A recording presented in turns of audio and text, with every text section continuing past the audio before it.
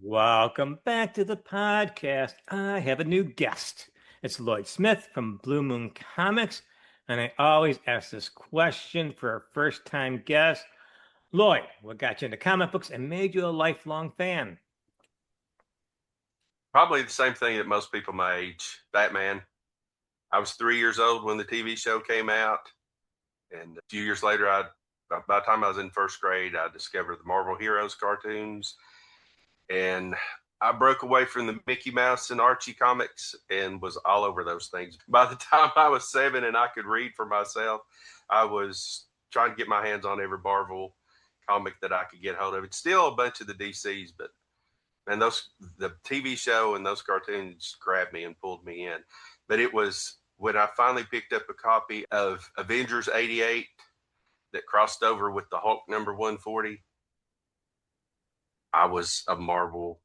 We didn't call them zombies back then. We were Marvel. That's when Marvel Mania was going on. So Marvel Mania. But I was a charter member of FOOM, and I've been in it ever since. I made up my mind. I'm going to be in comics some way or another. And even if I have to just do it on myself, which I have tried to do. So we're going to talk about Blue Moon in a second, but tell the fans a little bit about yourself and when did you decide you wanted to be a creator for comic books? I'm a retired teacher. I'm a family man. I've got 2 kids, grandkids, and all that kind. I'm just a regular guy until I get on my tablet or my computer and I become this comic book fiend. By the time I learned to read, I was trying to make my own comics. For a long time, I would just trace pictures and give the heroes new costumes and whatnot, make up covers when I started making up my own.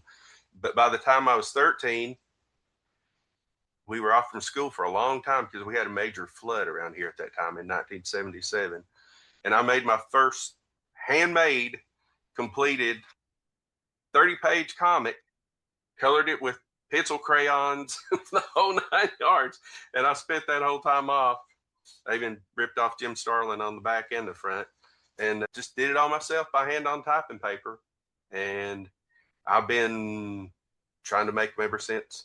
It's just, like I said, my life, I haven't made it as a pro as far as being hired by any big companies or whatever. I did some stories for the Creeps before it became Shutter.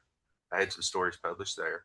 And I've worked for a lot of small press publishers, but by the time I got out of college and I got into teaching and became a dad and all those things, it was still there. I was still working on things with friends and whatnot. But by the time the late 90s rolled around, we had the internet and we had international people. So we finally produced our own. And like I said, if I have to do it myself, I rented a photocopier from the local newspaper and we made the comics. I put them together and that was this is the first Blue Moon comic that's ever published.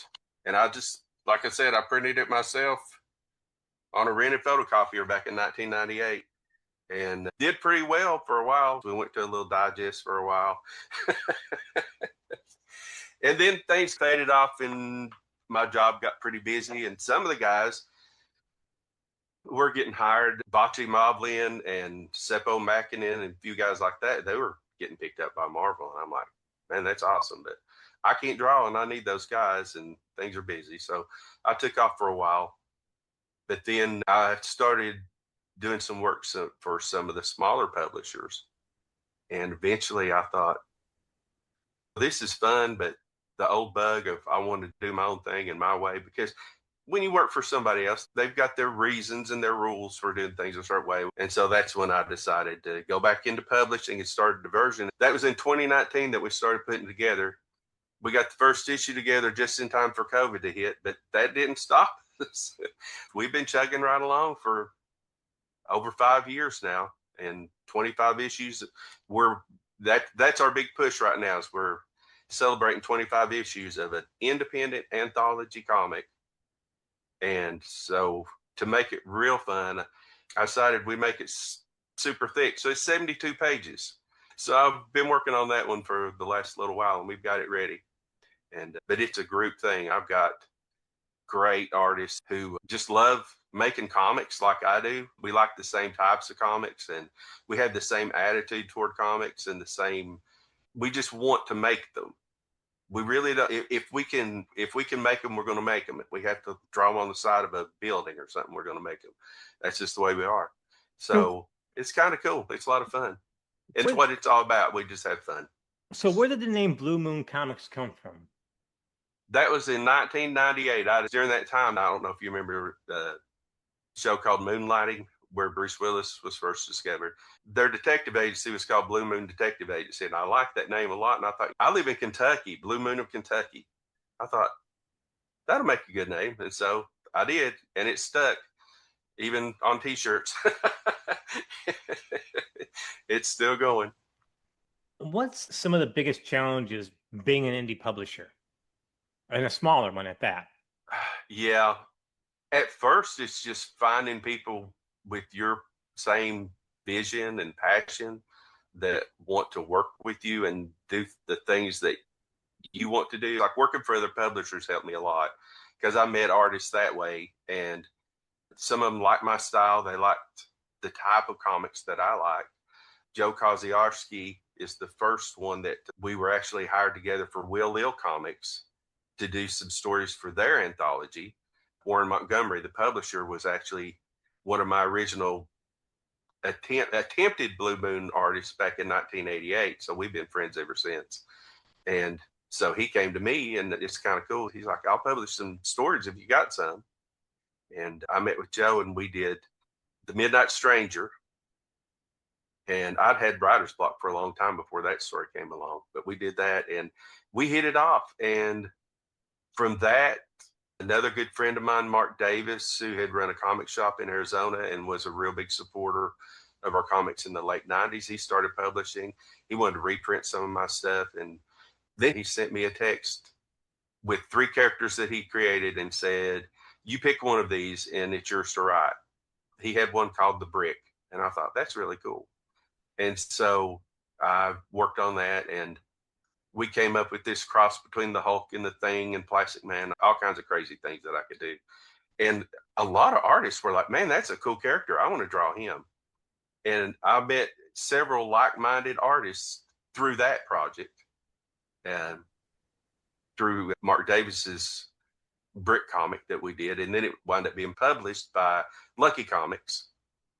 And these other artists were like, man, I want to draw an issue of Brick and things. So when I decided to step out on my own, I already had several artists that I was working with and friends with that we enjoyed collaborating. And it just took off from there. I had, besides Joe, I had J.W. Irwin. I had Donnie Page, who unfortunately passed away before the first issue was published, and a few other guys. David Johnson Jr., who drew the first Brick story. And it's just grown. It's just grown from there. So would you consider Divergence your flagship title? That's our flagship title. That's our main. Almost everything that we do. I stole this idea from Dark Horse Comics Presents. They would collect after several, when a storyline finished, they would collect those into a trade paperback.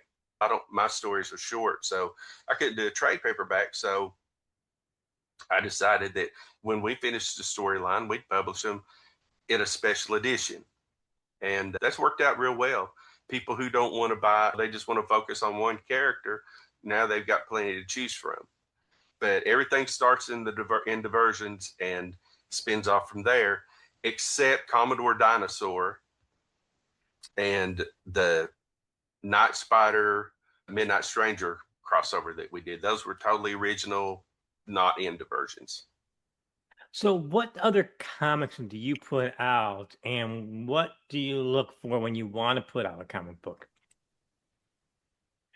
I just, like I said, when we finish the series or when we finish the storyline in Diversions, if it's enough pages to build a comic, then that's what I'll do. The Night Spider, the Kragor, he's a sword and sorcery characters. Those characters lend themselves. They're still anthologies, but they're featuring that one character, and those seem to do just as well on their own as Diversions does. So Diversions is like research and development, and then the other comics come from that. So, how do you distribute your comic books? We sell them through Indie Planet. We sell the digital versions on Drive Through Comics and Global Comics. We have a coffee shop that we can sell back issues through. And with this 25th issue, I've been running a pre-order instead of doing a Kickstarter, just a pre-order through the coffee shop. And you can go on there and order and pick. We've got 4 covers for it, so you can pick the cover or covers that you want. And when I get all the orders in, I ship them off to Kablam. When I get them back, I can mail them out to whoever bought the copies. The same way as I do with the artists. When we finish it and I send it in, get it printed, I send them their copies, and I can do the same. I thought, why not just do that for the readers? And then they can get them in a month instead of waiting. It takes a few months for them to get it up on Indie Planet because they got a million comics every month coming at them. You're also on Global Comics. I've seen a lot of your stuff Yes. there. How does Global Comics work for you as far as marketing and all that? It's another place to sell some. The sales there, they started out pretty weak, but it was just getting started. We pretty much got in on the ground floor of it. But it's starting to pick up now. Now they had the different tiers. So what I get paid through them is different depending on who's buying it, whether they're a subscriber, whether they're buying it issue, downloading it, whatever. But it's a growing thing. So it helps. It helps. I make enough money. I've gotten to the point now, it's taken me 6 years to where between Global and Drive Through and Indie Planet, I can usually make enough money to have the copies printed for my artists, their comp copies printed. And sometimes I even make enough to pay the postage. I'm just being Wow. honest here. That's the only way I know how to do it. So it's not about making money. It's nice to make money, but our thing is we're just a bunch of guys who like each other. We call each other a brotherhood of the Blue Moon. And we just like each other. We just love making comics. And as long as we can get something into print and have it in our hands and say, yeah, cool, look what we did. But the thing about it is, a lot of these guys are pros. A lot of these guys are not just people starting out and hoping to get discovered and things. These are guys that they work for other places, but they just come and join up with me to let their hair down and have fun and do what they want to. And as long as they want to do it, and as long as I can do it, I'll keep doing it. Lloyd from Blue Moon Comics, before we wrap this up, you get the last word. Any closing thoughts? Um, buy our comics. Go track us down. We have a Facebook group page. We have a Facebook fan page. We have a website. I'm easily accessible through Facebook. I know. It's easy to get our books if you know that they're out there. What I'm hoping to do is get the word out that we exist. People all the time say they don't make comics like they used to, and that's true. But the kind of comics we like, it may not be coming from the sources that you expect them to come from, but they're out there. There are so many independent publishers that love the Silver Age, the Bronze Age, that style, and yet we've learned how to adapt with the times as well. And so it's old fashioned in a way, old fashioned in that it's got that little nostalgic factor to it, but it's also, it doesn't look old fashioned, except sometimes when we do it on purpose. But we've also got, there's a group called the ICCA, Independent Comic Creators Association, and there's 12 members of it and we're all independent publishers who have the same pretty much sense of what comics should be: fun, not depressing, whatever, just fun. And we're working together to help get the idea out that you don't have to get your comics from just 3 or 4 or 5 different publishers. There's hundreds of us out there with the genres that you want and the styles that you want. It just takes a little effort, but you can go to Indie Planet and type in Blue Moon. You can go to Drive Through or Global, and you can find us. It takes a little bit of searching, but you can find us. So if you want something that feels like home, but it's new, not the same old thing, check us out. Lloyd Smith, Blue Moon Comics, thank you so much for joining me today. I appreciate you taking the time out of your day. Thank you. I appreciate it.